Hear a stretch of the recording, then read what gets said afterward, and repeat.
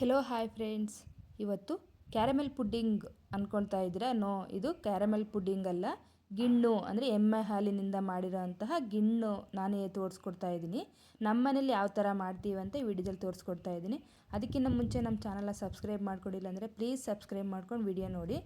ಗಿಣ್ಣು ಹಾಲನ್ನು ಕೆಲವೊಬ್ಬರು ಒಂದೊಂದು ರೀತಿ ಮಾಡ್ತಾರೆ. ಅವಲಕ್ಕಿ, ಮಂಡಕ್ಕಿ ಅಂದರೆ ಅಕ್ಕಿ ತರಿ ಎಲ್ಲ ಹಾಕಿ ಮಾಡ್ತಾರೆ. ನಮ್ಮ ಮನೇಲಿ ಆ ಥರ ಎಲ್ಲ ಏನೂ ಹಾಕಲ್ಲ, ಬರೀ ಪ್ಲೇನ್ ಹಾಲಿನಿಂದನೇ ಮಾಡ್ತೀವಿ. ಕೆಲವೊಬ್ರಿಗೆ ಇಷ್ಟ ಆಗಲ್ಲ, ಕೆಲವೊಬ್ರಿಗೆ ಇಷ್ಟ ಆಗುತ್ತೆ. ನಮಗಂತೂ ತುಂಬ ಇಷ್ಟ ಆಗುತ್ತೆ. ಚಿಕ್ಕ ಮಕ್ಕಳಲ್ಲಿ ಗಿಣ್ಣು ಅಂದರೆ ನಮಗೆ ಚಿಕ್ಕ ಮಕ್ಕಳಲ್ಲಿ ಕೊಡ್ತಾನೆ ಇರಲಿಲ್ಲ. ಹೀಗೆಲ್ಲ ಆ ಥರ ಏನೂ ಇಲ್ಲ, ಎಲ್ಲ ಮಕ್ಳಿಗೂ ತಿನ್ನಿಸ್ತಾನೆ ಇರ್ತಾರೆ. ಈಗಿನ ಮಕ್ಕಳು ಇದೇ ಥರ ಪುಡ್ಡಿಂಗ್ ಥರ ಬೇಕು ಅಂತಂದು ಮೊಟ್ಟೆ ಮತ್ತು ಬ್ರೆಡ್ಡನ್ನು ಹಾಕಿ ಇದೇ ಥರನೇ ಮಾಡ್ಕೊಳ್ತಾರೆ ಕ್ಯಾರಮೆಲ್ ಪುಡ್ಡಿಂಗ್ ಅಂತ. ಅದು ಸಹ ಸ್ವಲ್ಪ ಡಿಫ್ರೆನ್ಸ್ ಇರುತ್ತೆ, ಟೇಸ್ಟ್ ಇದೇ ಥರ ನೋಡೋದಕ್ಕೆ ಇರುತ್ತೆ. ನೋಡಿ, ಬನ್ನಿ ಯಾವ ರೀತಿ ಮಾಡೋಣ ಅಂತ ಈ ರೆಸಿಪಿ ನೋಡೋಣ. ನಾನಿಲ್ಲಿ ಹಾಲನ್ನು ನೋಡ್ತಾ ಇರ್ಬೋದು ನೀವು, ಎಮ್ಮೆ ಹಾಲು. ಫಸ್ಟ್ ಡೇನೇ ನಾನು ಬೆಳಗ್ಗೆ ಕರು ಹಾಕಿದೆ, ಸಾಯಂಕಾಲ ಇಸ್ಕೊಂಡಿರೋದು. ನಾನು ಇಲ್ಲಿ ಇದನ್ನು ಅರ್ಧ ಲೀಟ್ರಷ್ಟು ಇಸ್ಕೊಂಡಿದ್ದೆ, ಒಂದು ಅರ್ಧ ನಾನು ಆಗಲೇ ಮಾಡಿದ್ದೆ. ಸ್ವಲ್ಪ ಗಟ್ಟಿ ಅನಿಸುತ್ತೆ ಅಂತಂದ್ಬಿಟ್ಟು ನಾನು ಇಲ್ಲಿ ಮಿಕ್ಸ್ ಮಾಡ್ಕೊಂಡು ಹಾಲನ್ನ ಮಾಡ್ಕೊಳ್ತಾ ಇದ್ದೀನಿ. ನೋಡ್ತಾ ಇರ್ಬೋದು, 1 ಗ್ಲಾಸ್ ಹಾಲಿದೆ. ಇದು ಡೈರೆಕ್ಟ್ ಹಾಗೆ ಇಟ್ಟರೆ ಅದೇನಾಗುತ್ತೆ ಅಂದರೆ ಫುಲ್ ಕಡುಬು ಥರ ಗಟ್ಟಿ ಆಗಿಬಿಡುತ್ತೆ. ಆದ್ದರಿಂದ ನಾನಿಲ್ಲಿ ಪ್ಯಾಕೆಟ್ ಹಾಲನ್ನೇ ಮಿಕ್ಸ್ ಮಾಡ್ಕೊಳ್ತಾ ಇದ್ದೀನಿ, ಫ್ರೆಶ್ ಹಾಲನ್ನೇ ಹಾಕ್ಕೊಳ್ತಾ ಇದ್ದೀನಿ. ಇಲ್ಲಿ 1 ಗ್ಲಾಸ್ ಹಾಲಿಗೆ 2 ಗ್ಲಾಸಷ್ಟು ಪ್ಲೇನ್ ಮಿಲ್ಕ್ ಸೇರಿಸ್ಕೊಳ್ತಾ ಇದ್ದೀನಿ. ಗಿಣ್ಣು ಹಾಲು ನಾನಿಲ್ಲಿ 1 ಗ್ಲಾಸ್ ತೊಗೊಂಡಿದ್ದೀನಿ. ಪ್ಲೇನ್ ಬೇರೆ ಅಂದರೆ ನಾವು ಕಾಫಿಗೆ ಬಳಸ್ಕೊತ ಹಾಲನ್ನು 2 ಗ್ಲಾಸಷ್ಟು ಹಾಕ್ಕೊಳ್ತಾ ಇದ್ದೀನಿ. ನಿಮಗೆ ಗಟ್ಟಿನೇ ಬೇಕು ಅಂತಂದರೆ 1.5 ಗ್ಲಾಸಷ್ಟು ಹಾಕ್ಕೊಳ್ಳಿ. ನಾ ಇಲ್ಲಿ ಒಂದು ಸ್ವಲ್ಪ ಸಾಫ್ಟಾಗಿರಲಿ ಅಂತಂದ್ಬಿಟ್ಟು 2 ಗ್ಲಾಸ್ ಹಾಲನ್ನು ಸೇರಿಸ್ಕೊಳ್ತಾ ಇದ್ದೀನಿ.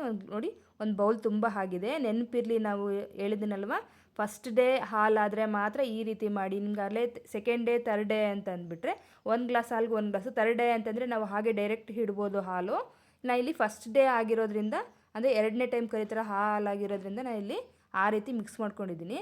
ಈಗ ಅದೇ ಕಪ್ಗೆ ಒಂದು ಬೆಲ್ಲ, ಅಂದರೆ 1 ಕಪ್ ಬೆಲ್ಲವನ್ನು ಮಿಕ್ಸಿಗೆ ಹಾಕ್ಕೊಂಡಿದ್ದೀನಿ. ನೋಡ್ತಾ ಇರ್ಬೋದು ನೀವು. ಹಾಗೆ ಹಾಕೋಕ್ಕೋದ್ರೆ ಬೆಲ್ಲ ಬೇಗ ಕರಗೋದಿಲ್ಲ. ಮಿಕ್ಸಿಗೆ ಹಾಕೋದ್ರಿಂದ ಬೇಗ ಹಾಲಲ್ಲಿ ಬೆಲ್ಲ ಅನ್ನೋದು ಮೆಲ್ಟ್ ಆಗುತ್ತೆ ಅಂತ ಅಂದ್ಬಿಟ್ಟು ನಾನು ಮಿಕ್ಸಿಗೆ ಹಾಕ್ಕೊಂಡು 1 ಗ್ಲಾಸ್ ಅಳತೆಯಲ್ಲಿ ಹಾಕ್ಕೊಂಡಿದ್ದೀನಿ. ಸ್ವೀಟ್ ಕಡಿಮೆ ತಿನ್ನೋರು ಬೇಕಾದ್ರೆ ಸ್ವಲ್ಪ ಕಡಿಮೆ ಮಾಡ್ಕೊಬೋದು. ಈಗ ಇದಕ್ಕೆ ಏಲಕ್ಕಿಯನ್ನು ಸಹ ಕುಟ್ಟಿ ಪುಡಿ ಮಾಡಿ ಹಾಕ್ಕೊಳ್ತಾ ಇದ್ದೀನಿ. ಇದಕ್ಕೆ ಮೇಯ್ನ್ ಬೆಲ್ಲ ಹಾಕಿದ್ರೆ ಟೇಸ್ಟ್ ಬರೋದು ಚೆನ್ನಾಗಿರುತ್ತೆ. ಇಲ್ಲಿ ಏಲಕ್ಕಿ ಪುಡಿ ಹಾಕಿರೋದ್ರಿಂದ ಆ ಘಮ ತುಂಬ ಚೆನ್ನಾಗಿ ಅನ್ನಿಸ್ತಾ ಇರುತ್ತೆ. ಈಗ ಇದನ್ನು ಬೇಯಿಸ್ಕೊಳ್ಳೋದಕ್ಕೆ ಇಡ್ಲಿ ಪಾತ್ರೆ, ನಿಮ್ಮ ಹತ್ರ ಸ್ಟೀಮರ್ ಇದ್ದರೆ ಅದೇ ರೀತಿಯೇ ಬೇಯಿಸ್ಕೋಬೋದು. ನಾನು ಇಲ್ಲಿ ಹತ್ರ ಸ್ಟೀಮರ್ ಇಲ್ಲಲ್ವ, ಈ ಕುಕ್ಕರಲ್ಲೇ ಕೊಟ್ಟಿರ್ತಾರಲ್ವ ಪ್ಲೇಟು, ಆ ಪ್ಲೇಟನ್ನು ಇಟ್ಬಿಟ್ಟು ಅದ್ರ ಮುಳುಗೋ ಅಷ್ಟು ನೀರು ಹಾಕಿಬಿಟ್ಟು ಈಗ ಕಲಸಿಟ್ಕೊಂಡಿರೋವಂಥ ಗಿಣ್ಣು ಹಾಲನ್ನು ಅದನ್ನು ಇಟ್ಬಿಟ್ಟು ಅದಕ್ಕೆ ಒಂದು ಪ್ಲೇಟ್ ಮುಚ್ಕೊಳ್ತಾ ಇದ್ದೀನಿ. ಮೇಲೆ ಪ್ಲೇಟ್ ಮುಚ್ಚಿ ಈ ಥರ ಹಬೆಲ್ ಬೇಯಿಸ್ಕೋಬೇಕು.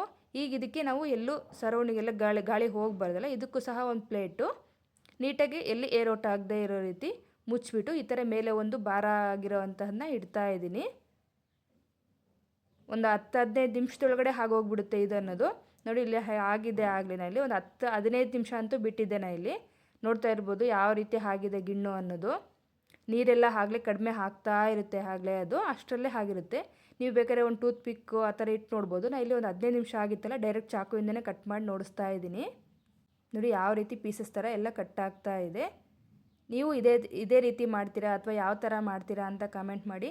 ನಮಗಂತೂ ಇದು ತುಂಬ ಇಷ್ಟ ಆಗುತ್ತೆ. ನಾನಂತೂ ಯಾವಾಗಾದರೂ ಈಗ ಹಾಲು ತಗೊಳ್ಳುವಾಗ ಆ ಥರ ಕರು ಹಾಕಿದೆ ಅದನ್ನು ತಂದುಕೊಡು ಅಂತ ಹೇಳ್ತಾನೆ ಇರ್ತೀನಿ ಅವರಿಗೆ. ಈ ಸತಿ ತಂದು ಕೊಟ್ಟಿರೋದಕ್ಕೆ ವಿಡಿಯೋ ಮಾಡಿ ಸಹ ಹಾಕಿದ್ದೀನಿ. ನಿಮ್ಗೆ ಈ ವಿಡಿಯೋ ಇಷ್ಟ ಆಗಿದ್ರೆ ಒಂದು ಲೈಕ್ ಮಾಡಿ, ಆದಷ್ಟು ನಮ್ಮ ಚಾನಲ್ ಸಬ್ಸ್ಕ್ರೈಬ್ ಮಾಡ್ಕೊಂಡು ನೋಡಿ ಅಂತ ಹೇಳ್ತೀನಿ. ಓಕೆ ಫ್ರೆಂಡ್ಸ್, ಬಾಯ್.